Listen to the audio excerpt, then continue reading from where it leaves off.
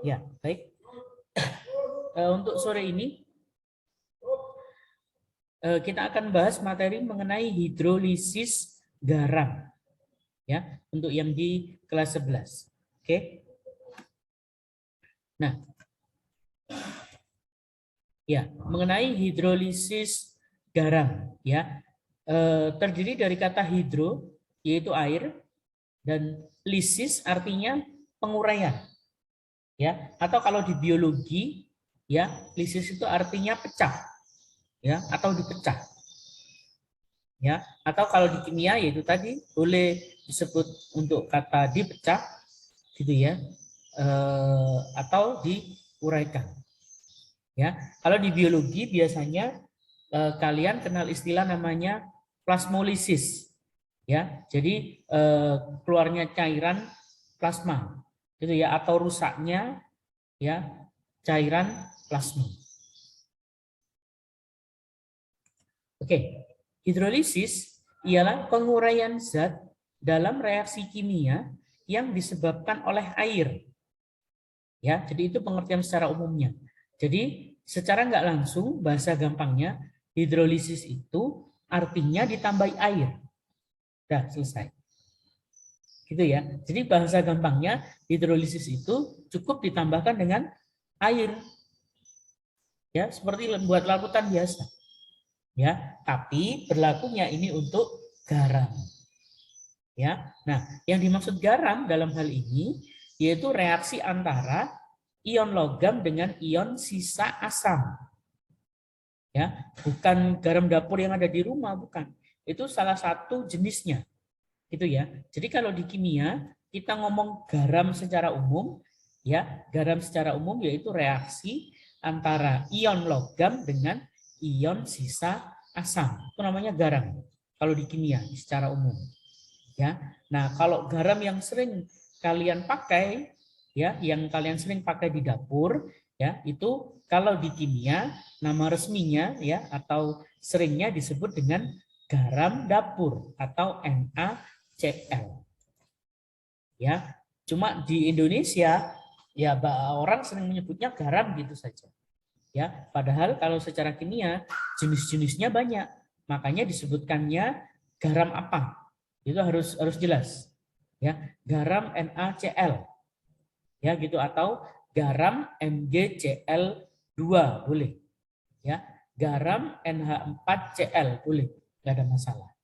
Ya, jadi karena kalau bahasa sehari-hari nggak ada masalah, ya, karena mungkin sekitar kita nggak ngerti, ya taunya garam gitu aja, ya. Tapi bagi yang nanti misalkan ada di antara kalian yang ambil apa namanya kimia, gitu ya, entah itu pendidikan kimia, entah itu di bagian labnya atau apa gitu ya. Nah, garam itu yang dimaksud yaitu secara kimia, ya, bukan yang umum yang apa ya, yang sering kita dengar.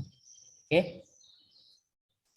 Nah, hidrolisis garam, ya, pengertiannya adalah reaksi penguraian yang terjadi antara kation dan anion garam, ya, dengan air dalam suatu larutan. Ya, jadi nanti seperti tadi saya katakan bahwa garam itu terdiri atas ion positif dan ion negatif, gitu ya. Nah, ion-ion inilah yang nantinya ion plus maksudnya kation dan ion minus yaitu anion nanti akan bereaksi dengan air. Oke. Nah, kemudian, hidrolisis garam nanti terbagi menjadi tiga, ya, ada tiga jenis. Yang pertama nanti yaitu garam yang tidak terhidrolisis. Jadi dia tidak mengalami hidrolisis. Itu yang pertama. Yang kedua, yaitu garam yang mengalami hidrolisis total. Ya, kalau hidrolisis total itu maksudnya kation dan anionnya terhidrolisis semuanya. Oke, nanti contohnya di slide berikutnya ada contohnya juga, ya. Kemudian yang ketiga namanya hidrolisis sebagian atau disebutnya parsial. Gitu ya. Kalau sebagian itu maksudnya nanti ya kationnya saja yang terhidrolisis, anionnya enggak, atau kationnya yang tidak, anionnya yang terhidrolisis. Ya, namanya sebagian berarti salah satu. Boleh kationnya saja atau anionnya saja. Tapi kalau total itu dua-duanya, kation sama anion, itu total. Kalau tidak terhidrolisis, berarti dua-duanya enggak bereaksi. Oke. Oke. Sekarang garam yang tidak terhidrolisis. Ya. Nah, di sini garam yang berasal dari campuran asam kuat ditambah basa kuat. Oke, asam kuat dan basa kuat, ya kalian bisa lihat di buku bimbelnya ASC, itu kan sudah ada ya di bab tentang agak di awal sebenarnya waktu membahas materi larutan asam dan basa, kan ada kuat, ada lemah, ya. Nah di situ kan ada asam kuat, basa kuat, ya. Ya di situ coba dilihat kembali, ya. Nah jadi garam yang tidak terhidrolisis itu asalnya dari sini, asam yang kuat ditambah basa yang kuat, ya. Oke, contoh misalnya garam NaCl. Ionisasinya tentu rata-rata sudah bisa, NaCl menjadi Na+ ditambah Cl-. Oke. Nah, ion Na+ berasal dari NaOH. Itu ya. Jadi Na+ itu asalnya dari NaOH. NaOH termasuk jenis basa kuat. Ion Cl- itu asalnya dari HCl. HCl itu adalah asam kuat. Jadi karena dua-duanya kuat, basanya kuat, asamnya kuat, maka dia tidak terhidrolisis. Ya, saya ulangi, jika asalnya dari asam yang kuat dengan basa yang kuat, maka garamnya tidak terhidrolisis. Oke. Sekarang, nah apa yang terjadi? Sehingga garamnya bersifat netral dengan pH sama dengan 7. Kenapa? Sama-sama kuat. Ya, kalau di kimia dua-duanya sama-sama kuat, maka garam yang terbentuk sifatnya netral. Itu ya, dengan pH-nya 7. Oke. Berikutnya. Contoh yang kedua misalnya adalah MgNO3 2 kali. Ya, jika terurai di sini sudah ada ionisasinya Mg2+ ditambah 2NO3 negatif 1.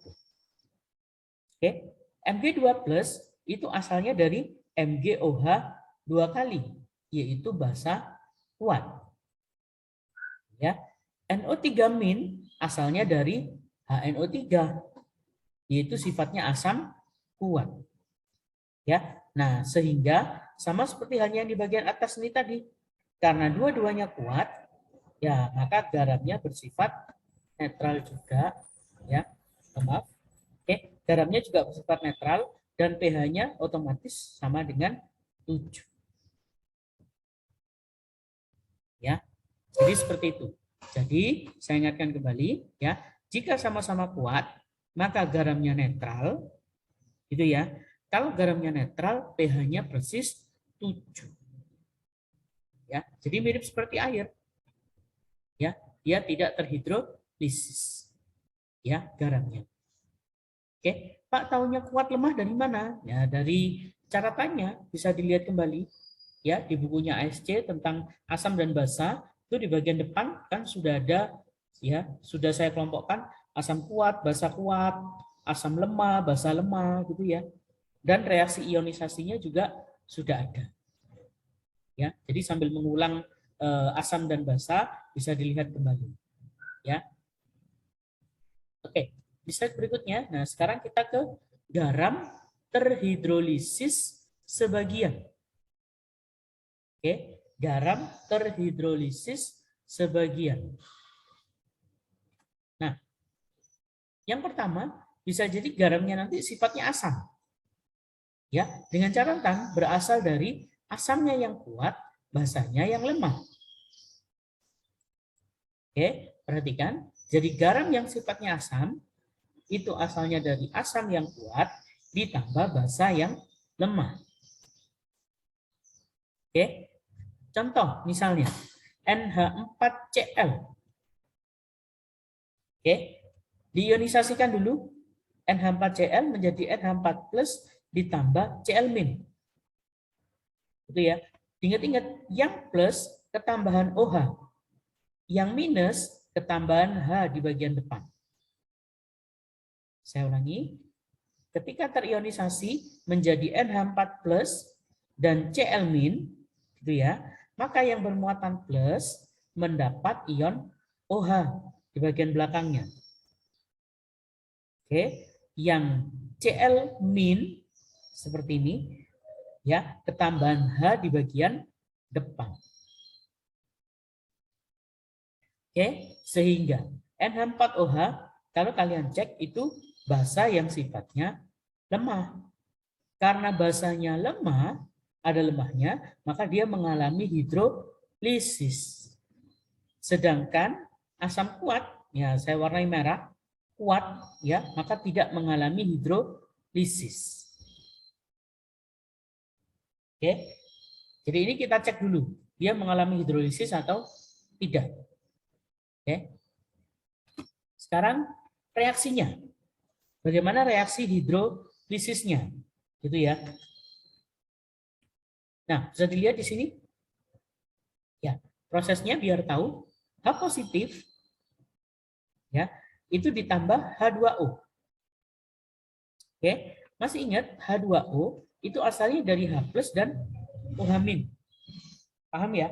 Sehingga makanya, mohon maaf, saya tuliskan di bawahnya ini dengan huruf merah, itu ya, H plus dan OH-. Itu maksudnya pecahan dari H2O. Oke, sekarang kita cek. Di depannya ini muatannya positif NH4 plus. Maka dia harus dapat yang minus. Makanya jadi NH4OH. Plus ditambah, nah H plusnya tadi kan nggak ikut. Ya, maka hanya berdiri sendiri ditambah H plus. Oke, caranya gitu ya. Jadi untuk reaksi hidrolisis, ya pertama lihat dulu ini plus atau minus. Kalau dia plus, dia dapat OH-nya. Ya, hanya hidrogennya yang nggak ikut bereaksi, maka dia berdiri sendiri di sini. Oke. Berikutnya, nah ini pertandanya. Jadi kan ada sisa H plus ya, maka garamnya bersifat asam. Jadi ada H plus inilah yang menunjukkan garamnya bersifat asam. Karena asam, otomatis pH-nya di bawah 7. Oke. Sekarang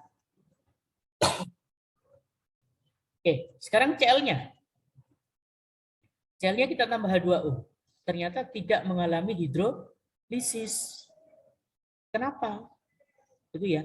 Nanti kalau ditanya ya misalnya sama gurunya ya sama Bu Endang, kenapa Cl- plus H2O tidak mengalami hidrolisis?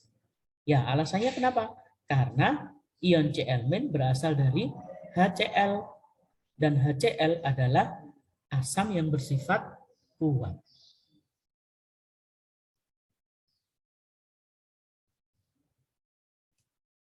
Ya, sebentar ya, saya ada tamu ya. Ya, sebentar ya.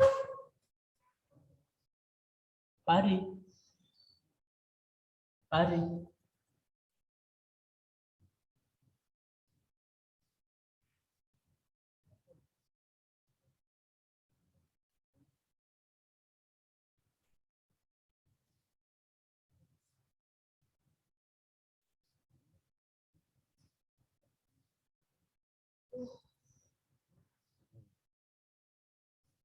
Oke, sudah. Mohon maaf. Ya, jadi saya ulangi di sini. Mohon maaf. Oke, jadi Cl- plus H2O, kenapa tidak mengalami hidrolisis? Ya, kalian bisa jawab. Ya, jawabannya gini. Ion Cl- berasal dari HCl. Gitu ya. Dan HCl bersifat asam kuat. Oke, karena kuat, istilahnya karena dari asam kuat maka tidak mengalami hidrolisis. Oke, paham ya? Jadi setiap yang dari kuat dia tidak akan mengalami hidrolisis. Oke. Nah, sekarang berikutnya adalah garam yang sifatnya basa. Oke. Garam yang sifatnya basa berasal dari campuran asamnya yang lemah, basanya yang kuat. Ya, perhatikan asamnya yang lemah, basanya yang kuat. Oke. Nah, contohnya ini CaCN dalam kurung 2. Ya, ionisasinya CaCN dalam kurung 2 menjadi Ca2+ ditambah 2Cn negatif 1. Oke, sehingga ion Ca2+ berasal dari CaOH2. Sifatnya basa kuat. Kalau basa kuat tidak mengalami hidrolisis. Oke. Kemudian Cn- berasal dari HCN. Ya, dan merupakan asam yang sifatnya lemah sehingga mengalami hidrolisis. Ya. Nah, sekarang reaksinya. Reaksi hidrolisisnya. Oke. Kita yang Cn dulu. Boleh, nggak apa-apa. Ya, di sini perhatikan Cn- plus H2O. Seperti tadi, reaksi sebelumnya, H2O itu asalnya dari H+ dan OH-. Oke, lihat di sini Cn-. Otomatis dia pasti dapat pasangan yang plus, yaitu H. Nah, maka H+ dengan Cn, maka jadinya adalah HCN. OH-nya nggak bereaksi, nggak ngapa-ngapain ya istilahnya, maka dia plus OH. Nah, petunjuknya dari sini. Oke. Nah, OH ya, yaitu garam bersifat basa. Karena basa sifatnya, otomatis nanti nilai pH-nya pasti di atas 7. Ya. Jadi walaupun dia garam sifatnya basa, dia akan mengikuti seperti basa. Gitu ya, pasti di atas 7.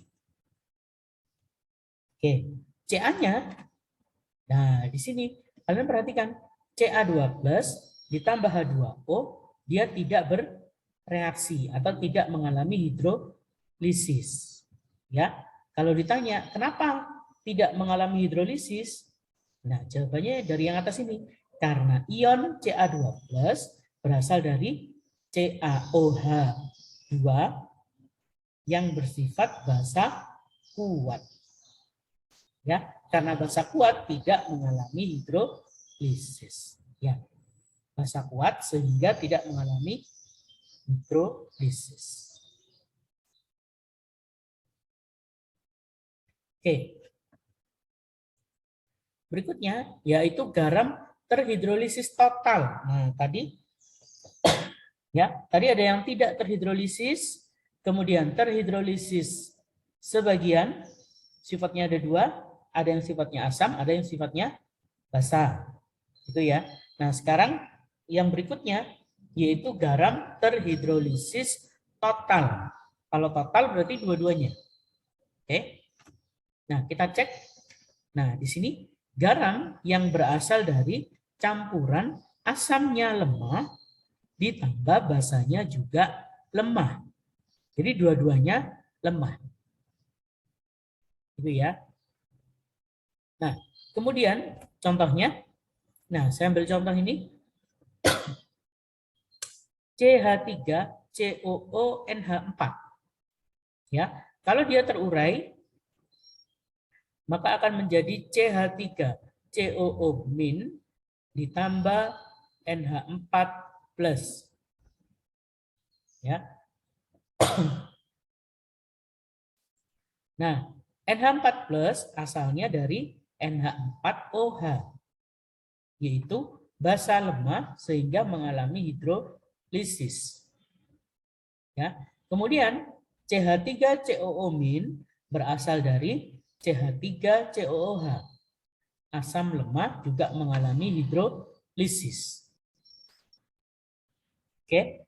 Nah, reaksi hidrolisisnya bagaimana? Oke. Reaksi hidrolisisnya yang pertama ya, kita buat seperti ini. Yaitu NH4+ ditambah H2O. Seperti tadi, H2O itu asalnya dari H+ ditambah OH-.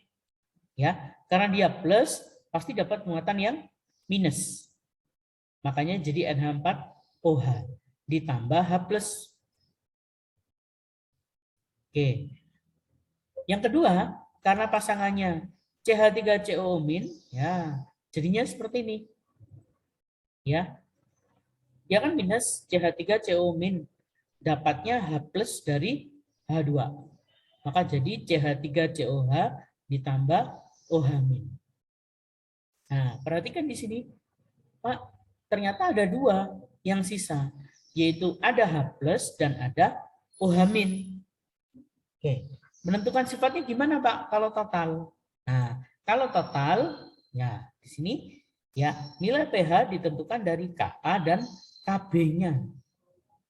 Ya, karena ada 2, ada H+ dan ada OH-, mau nggak mau, ya, apakah garamnya bersifat asam atau basa itu tergantung Ka dan Kb. Ya, masih ingat Ka itu ketetapan, mohon maaf, Ka adalah tetapan kesetimbangan untuk asam, Kb adalah tetapan kesetimbangan untuk basa. Ya, nah di sini ya ketentuannya ada 3. Jika Ka-nya lebih besar, maka sifatnya asam. Jika Ka-nya lebih kecil, ya, atau gurumu mungkin membacanya dari Kb boleh, Kb-nya yang lebih besar, maka sifatnya basa. Tapi kalau nilainya kembar, Ka dan Kb nilainya sama, maka sifatnya adalah netral. Ya, jadi nggak enaknya, ya bahasa mudahnya, hidrolisis total, ya nggak enaknya itu gara-gara apa? Tergantung nilai Ka dan Kb.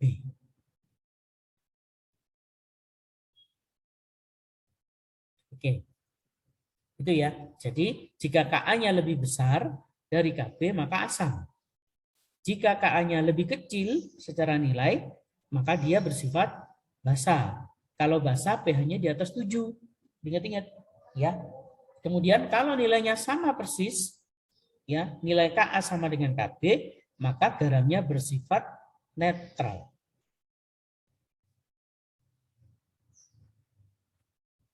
Oke. Nah, sekarang yaitu rumus pH pada hidrolisis garam. Oke.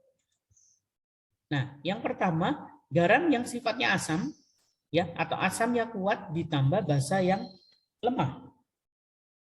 Oke, kalau tadi kuat dengan kuat itu nggak usah dihitung, pH-nya pasti 7. Itu ya, selama molnya setara. Ya, selama molnya setara. Oke. Nah, oke, sebentar, mohon maaf. Nah, seperti ini adalah rumus yang dipakai, ya, yaitu konsentrasi H+ sama dengan akar KW dibagi KB, itu ya, dikalikan molaritas garam. M besar itu maksudnya molaritas ya. Kemudian dikalikan valensi. Ya, valensi dari garam. Ya, nanti valensi itu apa? Ada lanjutannya di sini. Oke. Nah, M sendiri molaritas dari garam, kalian bisa menggunakan rumus gram dibagi mr kali 1000 dibagi volume dengan catatan yang bersatuan mililiter. Ya, Pak, volumenya satuannya liter. Ya, kalau sudah liter, maka 1000-nya diganti angka 1 gitu aja. Ya. Kemudian yang bawahnya ada tulisannya KH. KH itu adalah tetapan hidrolisis. Ya, nilainya adalah ini, yaitu KW dibagi dengan KB. Ya. Oke. Ya. Ini berarti secara umum pH itu adalah negatif log dari H+. Ya, kan semua dasar pH rumusnya ini. pH sama dengan min log H+. Nah, yang jadi masalah H+-nya itu kalian bisa ambil dari sini. Sehingga min log akar KW dibagi KB kali gram dibagi mR, ya.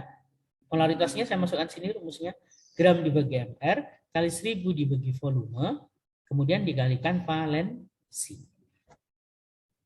Oke. Nah, ini keterangannya pH itu derajat keasaman, kemudian KB itu tetapan ionisasi basa lemah, KW itu tetapan kesetimbangan untuk air. Ya, dibilangnya K-water. B-nya dari kata water. Oke. Kemudian KH, ya, mohon maaf jika tulisannya kecil, itu tetapan hidrolisis. Ketetapan hidrolisis.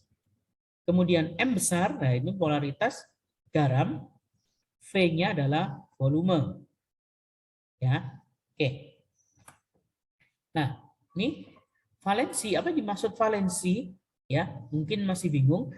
Valensi itu adalah banyaknya ion yang bersifat lemah. Oke, jadi yang dihitung yang lemah, khusus hidrolisis garam. Gitu ya. Kalau kemarin-kemarin ya saat kita tatap muka ya, yang dimaksud valensi kemarin apa? Banyaknya hidrogen atau banyaknya OH. Ya, itu kalau berdasarkan asam atau basa. Gitu ya. Kalau asam berarti banyaknya H, kalau basa berarti banyaknya OH. Nah, sekarang kalau garam ya, valensi yang dimaksud adalah banyaknya ion yang bersifat lemah. Bukan yang kuat yang dicari, justru yang lemah. Oke. Nah, contohnya ini NH4 dalam kurung 2 kali SO4 menjadi 2H+, mohon maaf, menjadi 2 NH4+ ditambah SO4 2-. Ya, dia kalau terionisasi kan jadi seperti ini. Ya. Nah, H2SO4 itu, mohon maaf, SO4 2- itu asalnya dari H2SO4, sifatnya asam kuat, sedangkan NH4+ asalnya dari NH4OH, basanya lemah. Oke, berarti yang jadi valensi adalah, nah ini, perhatikan, jadi angka 2 inilah yang dimaksud valensi. Kenapa? Karena dia yang lemah. Oke. Ya, nanti ada contoh di saat mengerjakan soal ya. Jadi biar kalian paham secara bertahap. Oke. Nah, sekarang ini biasanya jadi nanti pada soal jika KW tidak diketahui, maka nilainya adalah 10 pangkat minus 14. Jadi kalau KW nggak ada nilainya, ya, KW tidak ada nilainya, pakainya 10 pangkat min 14. Kalau di soal diketahui KW, misal KW sama dengan 4 kali 10 pangkat min 13. Misal. Ya, nah maka angka itu yang dipakai. Tapi kalau KW-nya nggak ada, maka kesepakatan pakainya 10 pangkat minus 14.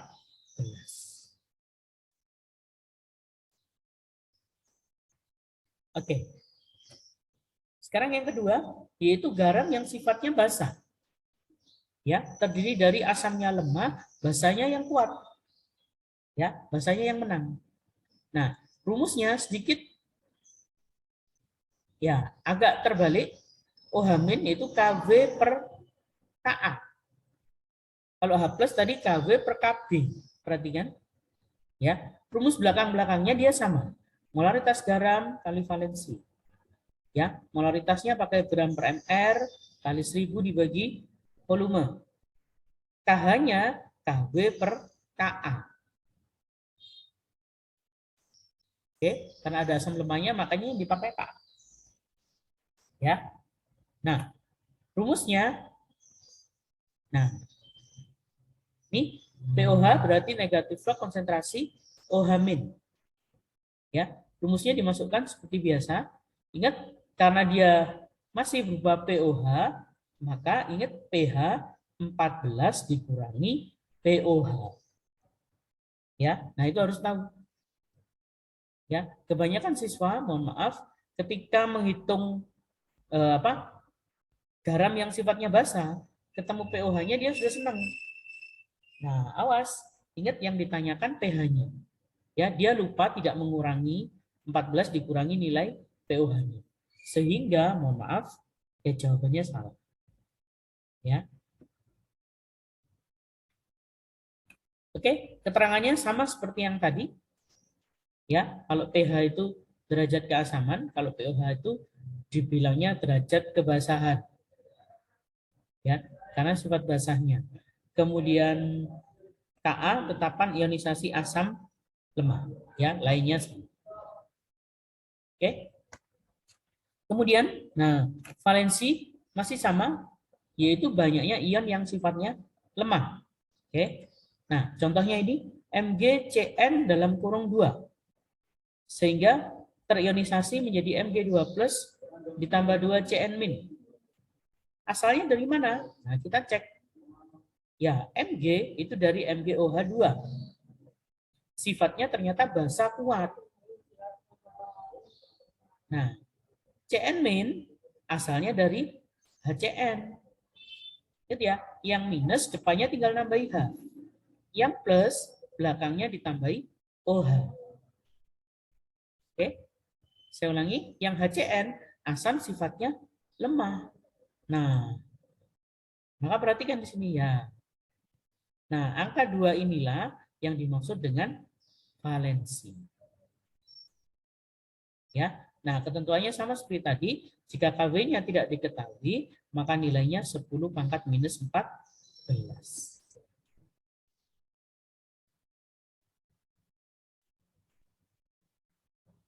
Ya. Ya, jadi inilah rumus-rumus yang nantinya akan dipakai. Ya. Oke, untuk ini sesi 1 saya akhiri terlebih dahulu, biar laptop saya merecord dahulu. Nanti kita lanjut lagi seperti biasanya. Ya, jadi kalian mungkin bisa istirahat, bisa ambil minum sebentar, silahkan. Gitu ya. Nanti saya lanjutkan kembali. Ya, Pak. Ya, baik. Terima kasih.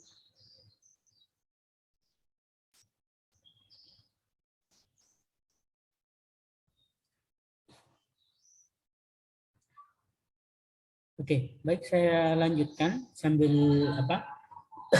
menunggu yang lain masuk, gitu ya.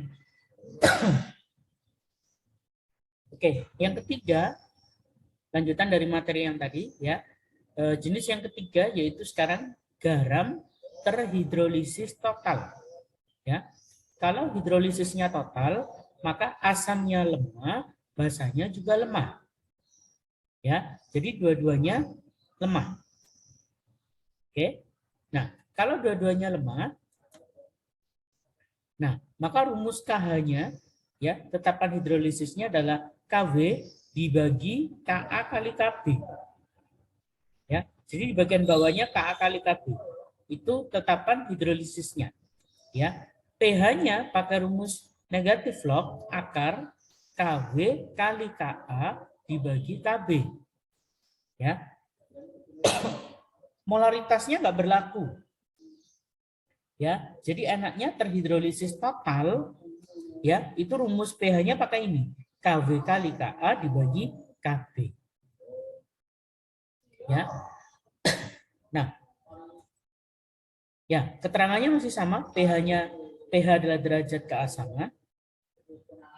Ka-nya adalah tetapan ionisasi asam lemah, Kb-nya milik basa lemah. Kemudian KW-nya ketetapan air, K-water. Tadi saya bilang KH adalah tetapan hidrolisis. Ya. Nah, ketentuannya tadi, ya, jika tidak diketahui pada soal, ya, KW-nya tidak diketahui, maka kesepakatan 10 pangkat minus 14. Oke. Ya, baik. Inilah yang bisa saya share untuk siswa-siswi sekalian, ya. Jadi bisa di-share ke teman-teman yang lain, ya, jika bermanfaat dan agar dapat membantu teman yang lainnya, gitu ya. dan bisa di-subscribe untuk mendapatkan update videonya di tiap minggunya, gitu ya. Dan bagi yang menonton channel ini silahkan beri komentar yang positif di channel ini. Ya, itu saja yang bisa saya berikan kepada siswa-siswi sekalian, baik untuk yang kelas 10, kelas 11 maupun kelas 12. Ya, semoga channel ini dapat membantu untuk proses pembelajaran untuk siswa-siswa sekalian. Ya, baik, terima kasih atas waktunya. Assalamualaikum warahmatullahi wabarakatuh.